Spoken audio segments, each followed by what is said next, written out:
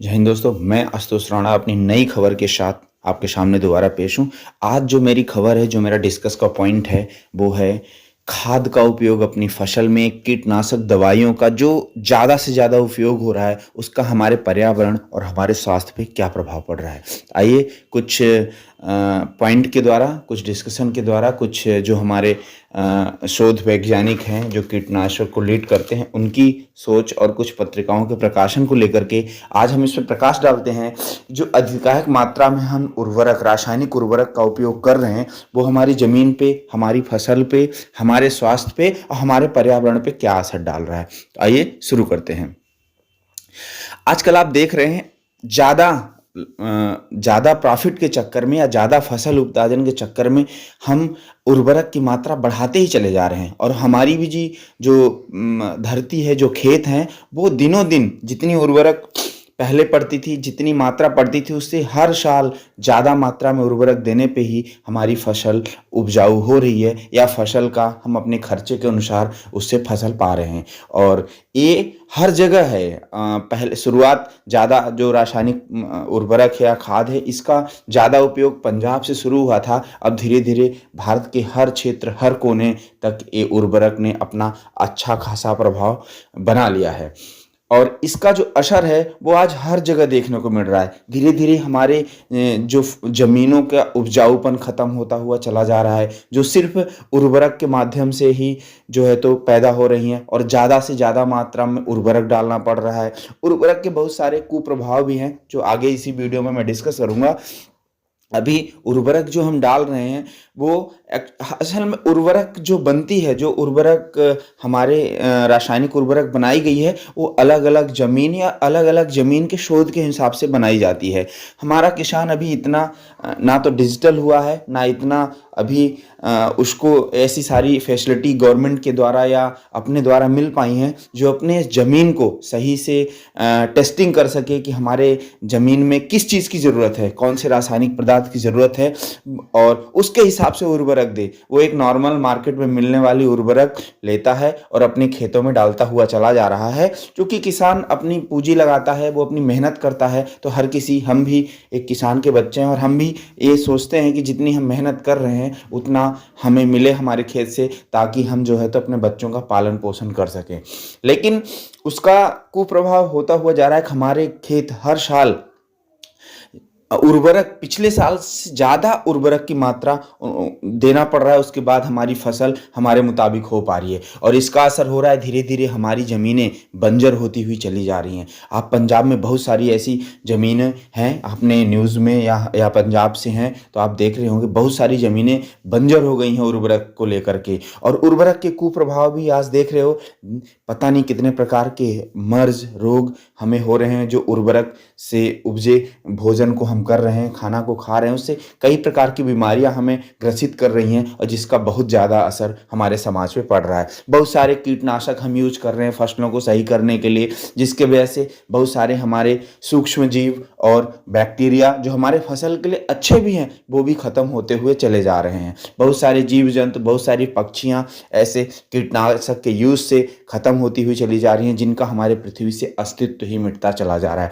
उसके साथ साथ वो कीटनाशक फसल के माध्यम से हम भी अपने खाने में उपयोग करते हैं, जिसका कुप्रभाव बहुत बुरी तरह हमारे शरीर में, हमारे बच्चों में होता हुआ चला जा रहा है। आज आप देख रहे हैं छोटे छोटे बच्चों के साथ बीमारियां, हार्ट अटैक और सांस की बीमारी, बहुत सारे एक कारण हैं जिसके वजह से जो उर्वरक अपना असर हमारे समाज में, हमारे अस्तित्व में, हमारे लोगों में छोड़ता हुआ चला जा रहा है। तो इसको लेकर के आगे क्या हमें करना चाहिए, या गवर्नमेंट ने क्या कदम उठाया है? इसमें से गवर्नमेंट ने भी बहुत अच्छी पहल की है कि हम जो है तो अपने जैविक खाद की तरफ जाएं। आज हमारे भारत देश में बहुत सारे लोगों ने जैविक खाद को अपनाया भी है। जैविक खाद एक सिंपल प्रोसेस है जो नॉर्मल अपने घर में किया जा सकता है, और उसके फ़ायदे ये हैं कि उससे हमारी जो आजकल हमारे पास सबसे बड़ी समस्या है जानवरों को लेकर के, गाय भैंस को लेकर के, जो हर कोई अपने रखना नहीं चाहता और उन्हें छोड़ देता है, जो हमारी फसल को ख़राब कर रहा है, वो हर जिले, हर गांव, हर शहर में बुरा प्रभाव इसका हो रहा है, जिसको लेकर के गवर्नमेंट भी बहुत ज़्यादा परेशान है। आम पब्लिक की फसल भी खराब होती है। अगर हम जैविक खाद का उपयोग करें, जैविक खाद हम बनाने का प्रोसेस करें, तो नॉर्मल अपने घर में छोटे से नॉलेज के साथ बनाई जा सकती है, जो हम अपने खेत में डाल करके एक अच्छी फसल, उपयोगी फसल जो हमारे पर्यावरण को, हमारे स्वास्थ्य को, हमारे बच्चों को अच्छी सेहत दे और कम लागत में की जा सकती है। उसका थोड़ा बहुत आजकल आप देख रहे हैं मार्केट में भी जैविक खाद प्रचलन में आ गई है।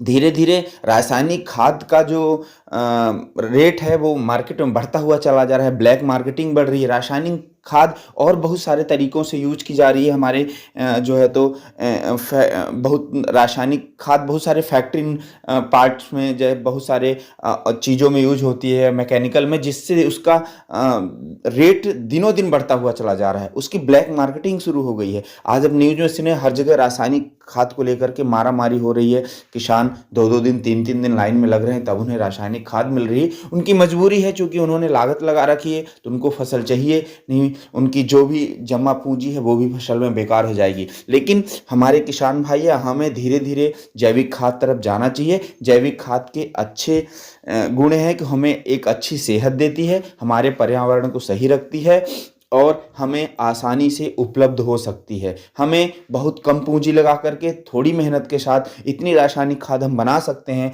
जो अपने खेतों में यूज की जा सकती है। अगर हम बनाने के लिए कैपेबल नहीं हैं तो आज मार्केट में रासायनिक खाद जो है तो हमें जैविक खाद मार्केट में भी हमें अवेलेबल है, हम चाहे तो अपने हिसाब से परचेज कर सकते हैं। लेकिन मार्केट में लोग अपने हिसाब से रेट लगाते हैं, लंबा प्रॉफिट लेते हैं, जिसके वजह से वो हमें उसी रेट की अमूमन खर्चे की पड़ती है। अगर हम चाहें अपने घर में छोटे प्रोसेस के साथ, बहुत छोटे रूप में हम जैविक खाद को बना सकते हैं और जैविक खाद से अपनी फसल को उपजाऊ बना सकते हैं। और जैविक खाद का सबसे बड़ा फायदा है, हमारी ज़मीन की क्षमता, जो उपजाऊ क्षमता है वो बढ़ती है और उसमें कोई भी नुकसान नहीं होता। तो जैविक खाद की तरफ हमें धीरे धीरे थोड़े ही प्रोसेस के साथ स्टार्ट करना चाहिए और अपने खेतों में जैविक खाद का उपयोग करना चाहिए। आज रासायनिक बहुत सारी ऐसी दवाई आ रही हैं जिनको लोग फसल में या सब्जियों में यूज कर रहे हैं, जिससे सब्जियों को हरे रखना या टाइम से पहले उन्हें तैयार करके मार्केट में बेचना, इसका भी बहुत ज़्यादा कुप्रभाव हुआ है। बहुत सारी दवाइयों में बैन लगा है, लेकिन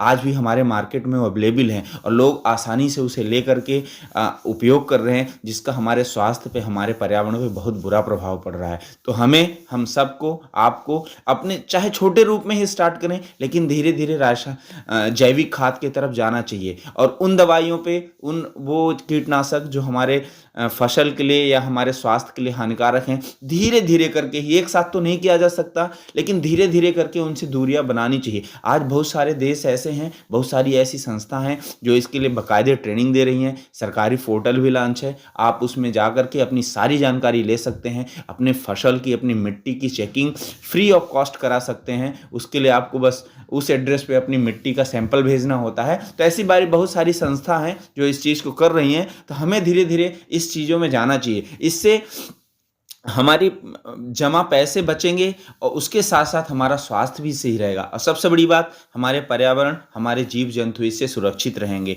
इसमें गवर्नमेंट ने भी अच्छा एफर्ट किया है, गवर्नमेंट ने बहुत सारी संस्था बनाई है, बहुत सारे ट्रेनिंग सेंटर खोल रखे हैं। वो हर जगह तो अभी अवेलेबल नहीं है, लेकिन ऑनलाइन नेट के माध्यम से, सोशल मीडिया के माध्यम से बहुत सारे लोग इसका फ़ायदा उठा रहे हैं। आज मैं जिस एरिया में रहता हूँ, आसपास मैंने देखा है, अपने काम को लेकर के इधर उधर जब जाना होता है तो मैंने बहुत सारे जैविक खाद बनाने के प्रोसेस देखे हैं जो बहुत ही कम खर्चे में, बहुत सिंपल तरीके से बनाए जा रहे हैं।